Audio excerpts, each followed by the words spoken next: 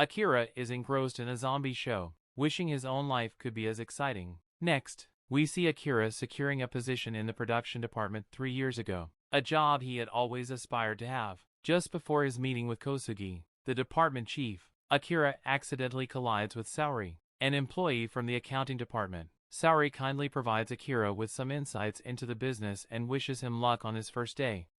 Following his initial day at work, Akira attends a company gathering at a bar. They inquire about Akira's college experience and other topics. While at the bar, Akira notices Saori and resolves to make a positive impression on her by working diligently. Unexpectedly, everyone's demeanor undergoes a transformation, and they become mindless worker drones. Akira notices their peculiar behavior in the workplace and wonders about the cause. Despite enduring numerous sleepless nights on the job, Akira returns home feeling exhausted. Despite the lack of rest, he remains determined to give it his all. Akira is informed about the company's employee-friendly policies, including annual paid vacations, anniversary leave, and mental health days. However, Akira sarcastically highlights other aspects of the job that are far from reality. A year goes by, and Kosugi assigns Akira a task to be completed within a week since Takahashi is temporarily unavailable. Satoru kindly brings Akira some food as he has been working non-stop, even past his lunch break. Akira jokingly mentions that Satoru is the only one keeping him sane, but later discovers she is actually the CEO's mistress, which changes his perspective. Despite the absence of Satoru as a motivation, Akira wonders why he continues working for the production company. He contemplates finding another job but realizes he may not have the time and doesn't want to burden his team. As he enters his third year, Akira becomes increasingly stressed, to the point where he contemplates suicide. Seeking solace, he watches TV shows discussing workplace etiquette and the importance of worker safety and well-being. Once again, Akira wakes up feeling sleep-deprived. He notices a reminder letter on his door regarding an unpaid fee for his bike space. Akira decides to discuss the matter with the building manager, but he receives no response and finds the manager's door open. To his surprise, the manager has turned into a zombie. Suddenly, Akira finds himself being chased by an army of zombies, questioning the unfolding events. After some reflection, Akira finds joy in the zombie apocalypse, as it means he no longer has to go to work. Akira discovers a safe spot amidst the zombie chaos and ponders how to make the most of his newfound free time. Additionally, he expresses concern for Satoru's well-being but admits that he would rather face being devoured by zombies than keep his feelings for her concealed. Arriving at Satoru's apartment, he realizes that his boss has turned into a zombie. Akira takes the opportunity to inform his boss about his resignation, utilizing his rugby skills to tackle him out of the window, resulting in his demise. Noticing Satoru's transformation into a zombie, Akira bravely declares his love for her. Subsequently, Akira ventures out at night to visit a store, reflecting on the direction he wants his life to take. The episode concludes with Akira entering the store, purchasing a Sharpie and a notebook, and transforming it into a comprehensive bucket list containing 100 goals to accomplish. Akira wakes up from a nightmare and realizes he doesn't have to go to work because of the zombie apocalypse. While enjoying himself by drinking beer and tidying up his home, a news reporter is shown reporting on the chaos caused by the zombie apocalypse, but she gets attacked and perishes. After witnessing this, Akira briefly ponders his situation before the thought of having more beer comes to mind. Unfortunately, Akira runs out of beer, so he reluctantly leaves his home to get more. On a nearby balcony, a couple who haven't turned into zombies yet spot Akira hanging around one of their poles. He explains his situation and plans to them, promising to bring them some supplies after his trip to the store. At the store, Akira notices a girl drinking water. While grabbing beer, he tries to exchange numbers with her. However, she refuses and reprimands him for risking his life for beer. She makes it clear that she wouldn't team up with someone who doesn't have their priorities straight. Ignoring her comments, Akira faces a group of zombies entering the store. In a surprising turn of events, she grabs Akira and saves him from a truck crashing into the store to eliminate the zombies. Akira expresses gratitude, but he realizes that his bike has been damaged by the truck's impact. Finding a motorcycle, Akira uses it to return to the Kosaka's place, the couple he encountered earlier. Unfortunately, their home is covered in blood and severely damaged, leading him to realize they are either dead or turned into zombies. Feeling disheartened, he goes back home and contemplates his life. He retrieves his bucket list and begins crossing off 33 items before going to bed. We are then taken to a flashback featuring the girl Akira met at the store. She is working out and listening to the emergency broadcast on her radio, attempting to contact the LA station. She receives no response. So, she spends time jotting down activities to avoid turning into a zombie. With her binoculars, she analyzes the different types of zombies outside and takes notes. Eventually, she leaves her home to gather essential supplies but feels tempted to indulge in one of her favorite desserts, Sakura Machi. Suddenly, Akira enters the store, singing his beer song, and we see the situation from the girl's perspective through the camera on her bike. She spots the car before it collides with the store. After returning home, she reviews the footage and notices Akira just before he entered the building. She wonders if she should have gotten the Sakura Machi at the store. In the bustling atmosphere of Club Showtime, Sho and other staff managers find themselves defending their establishment from a horde of zombies. Meanwhile, Akira is resolute in his determination to locate his friend Kincho. Rewinding a few hours back, we find Akira attempting to check off an item from his bucket list, growing a beard. Regrettably, this endeavor doesn't go as planned. Amidst his facial hair experiment, Akira's phone receives a series of message notifications, notifying him that the Wi-Fi has been restored. This prompts him to reflect on how he hadn't had the time to check his messages for the past 3 years, resulting in an overwhelming influx of unanticipated messages. While going through his list, he stumbles upon Kincho's name. Fueled by the belief that Kincho is still alive, Akira becomes resolute in his mission to find him. Simultaneously, Kincho is struggling to survive in Club Showtime, confined to the bondage room and faced with a perilous encounter with a zombie. Akira reaches out to Kincho by phone and assures him that they will meet at Shinjuku, despite Kincho's warnings.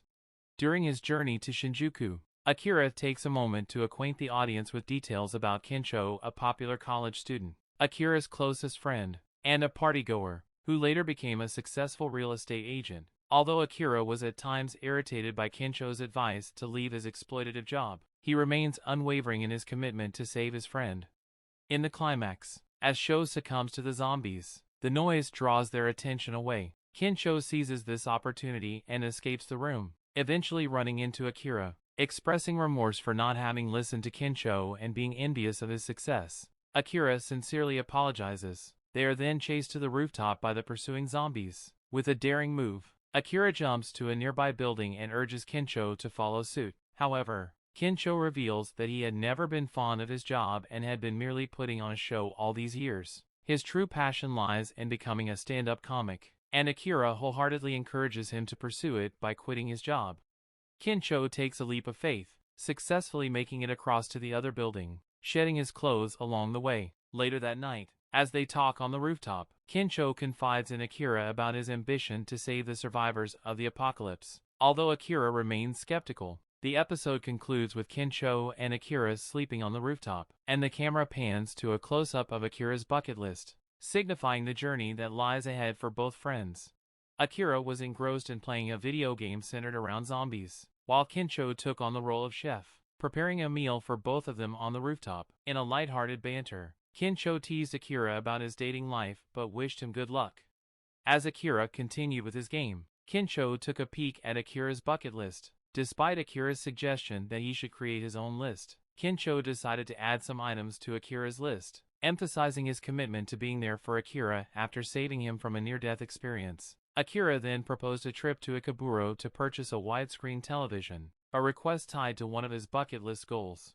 During their conversation, Kincho shared his aspiration of becoming a stand-up comedian with Akira, causing Akira to contemplate his own dreams. Their journey took an unexpected turn when they encountered a truck driven by a zombie. Akira skillfully navigated through a series of zombie-related obstacles, leading them to take refuge in an underground section of a shopping mall, where they encountered other survivors. These survivors, however, did not share the same optimism as Akira and Kincho about the zombie apocalypse. Recognizing an opportunity to fulfill one of Akira's bucket list items, Akira and Kincho decided to engage with the female survivors they had encountered. The girls, named Reika, Maki, and Yukari, introduced themselves as flight attendants, much to the delight of Kincho and Akira. Akira pondered how he could make their experience better, given the grim circumstances created by the zombies. Observing Kincho's success with one of the attendants, Akira resorted to a humorous stunt involving tequila to make one of the other girls laugh. Akira's plan succeeded, and all the girls burst into laughter. However, Akira had to retreat to the restroom to deal with the effects of the tequila. During his absence, Yukari checked on him. Meanwhile, Kincho and Maki explored a store together. Reika expressed her dissatisfaction with life, but their time took a dark turn when the man they were with turned into a zombie and attacked her. The situation alarmed Kincho and Maki. On the other hand, Yukari confided in Akira, sharing her concerns about her career and revealing that she had a boyfriend. Maki and Kincho encountered a zombified Reika, and a gruesome incident unfolded as Maki lost her life. Kincho had to defend himself by using Reika's suitcase as a weapon. Meanwhile, Yukari and Akira had a heart-to-heart conversation about their career dilemmas. Akira realized that despite his initial dreams of working in the production industry, his current journey had made him realize that his dream was not truly his own. In the midst of their conversation, the man who had been with them earlier arrived and attacked Yukari. Akira managed to fend him off, but it became apparent that Yukari had been infected. Despite Akira's efforts, Yukari urged him to leave her behind, confessing her love for her job despite her misgivings. Akira reluctantly departed and encountered Kincho, who had successfully procured an 8K widescreen television. As they made their escape from the area and returned to their hideout, Akira reflected on the words of Kincho and Yukari. He decided to add a new item to his bucket list to remember his childhood dream. The episode concluded with Akira resuming his game of playing a zombie-themed video game.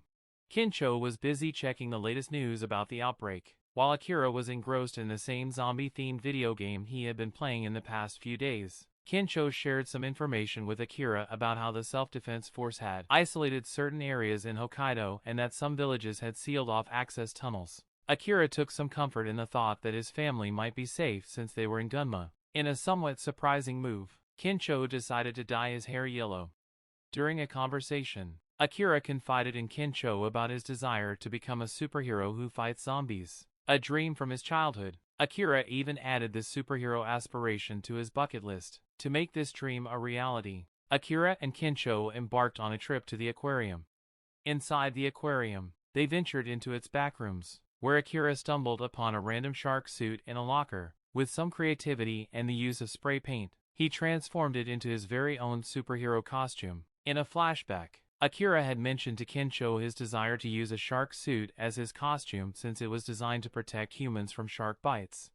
Back in the present, a female survivor from episode 2 rushed past Akira and entered the aquarium with a group of people. Akira saw an opportunity to impress her by taking on the pursuing zombies. However, he underestimated the pain of zombie bites and had to call on Kincho for assistance. Unfortunately, Kincho could only watch as there was only one shark suit available. Nonetheless, Akira managed to defeat the zombies by tossing them into a nearby lake. Much to his disappointment, he noticed that the girl did not seem impressed by his actions. Akira later rejoined Kincho and the other survivors. Kincho encouraged him to approach the girl he had been trying to impress. Akira introduced himself, and the girl analyzed his behavior, questioning his motives for helping others. While she acknowledged Akira's effort, she raised concerns about the risks he was taking and how it could endanger those close to him. These remarks left Akira deep in thought about his actions. Suddenly, a loud banging sound grabbed everyone's attention. Akira and Kincho investigated and encountered a shark with two humans trapped inside it. As they fled from the pursuing shark and ran into more zombies, the girl pointed out an emergency exit. They all made a dash for it, but the girl pushed aside Akira's crush. Akira realized she was missing and decided to go back to save her from the shark. She questioned his determination to follow through on things, leaving Kincho feeling helpless as he couldn't do much to assist. The girl proposed a plan to defeat the shark, splitting up to execute their respective roles. While the girl handled her part, Akira confronted the shark alone. The shark initially overwhelmed him, but Kincho's clever distraction gave Akira the courage to face the shark head-on. The girl tossed batteries to Akira, enabling him to deliver an electrifying blow to the shark. After a fierce battle, Akira was able to check off his superhero dream from his bucket list. Kincho took the opportunity to ask the girl why she hadn't joined the other survivors. She explained that she preferred not to be part of large groups anymore. Upon spotting Akira's bucket list, she remarked on the irony of their different goals. Before parting ways, Akira inquired about her future plans, and she expressed her desire to travel to a safe and sustainable place. She shared her contact information with Akira, revealing her name to be Shizuka Mikazuki. The episode concluded with Akira and Kensho planning to head to Gunma in search of Akira's family. Akira and Kensho were admiring expensive watches when they returned to their hideout. Unfortunately, they were met with a power outage and water shortage. In this moment of uncertainty, Akira gazed at the night sky, reminiscing about his hometown, Gunma. It was then that Kensho suggested they pay a visit to see if Akira's parents had survived. Taking this idea seriously, Kensho and Akira carefully packed for their journey and set off for Gunma. During the drive, Akira expressed his desire to acquire an RV to simplify their trip. They arrived at an RV show, where they unexpectedly encountered Shizuka again. Akira extended an invitation for her to join their journey, but she declined due to her lack of a driver's license. Upon learning of Shizuka's license issue, Akira and Kensho emphasized the potential risks of her driving an RV without experience, attempting to convince her to come along. While they contemplated the vast selection of RVs, Shizuka sought one that would suit their needs. Despite Akira and Kensho's initial suggestion of a luxurious RV, Shizuka found it inadequate. However, Kensho proposed selecting an RV that aligned with their preferences. In the midst of their decision-making, they unintentionally attracted the attention of numerous zombies. To evade the impending danger, they hastily hopped into a random RV and sped away. Shizuka voiced her belief that a virus had caused the zombie outbreak and that developing a vaccine could be a solution. Suddenly, they encountered a spike strip obstacle that led to Kensho injuring himself, as he had been riding a motorcycle. To their surprise, they crossed paths with a rival faction led by Chief Kosugi, Akira's former team leader from his workplace. Kosugi was astonished that Akira had survived and offered them shelter at his truck shop, complete with food, spare tires, and other necessities. While Akira was grateful for the offer, he couldn't ignore the strange feeling in his chest after reuniting with the person who had made his life difficult. Kosugi, however, had ulterior motives. He insisted that Akira and his friends work for him for 2 days and used the threat of zombies to coerce compliance. Kosugi provided Akira with a rundown of his tasks while Shizuka tended to Kensho's wounds. She worried that Kosugi might find a way to extend Akira's duties beyond the agreed 2 days. The following day, Akira diligently attended to his work, noticing the overall sense of misery among the people around him. In a small act of kindness, he secretly stored some beer to share with them later. When Kosugi caught wind of this, he initially questioned the wasteful use of electricity. However, his stance shifted when his colleagues decided to throw a welcoming party for Akira and his friends. They left, and Akira observed how Kosugi was using zombies as if they were mere tools. In another scene, Kensho and Shizuka discussed Akira's situation further, pondering why he endured Kosugi's torment. A brief flashback shed light on Shizuka's own past, explaining how deeply Kosugi's actions had scarred Akira. The episode concluded with Akira working alongside the zombies,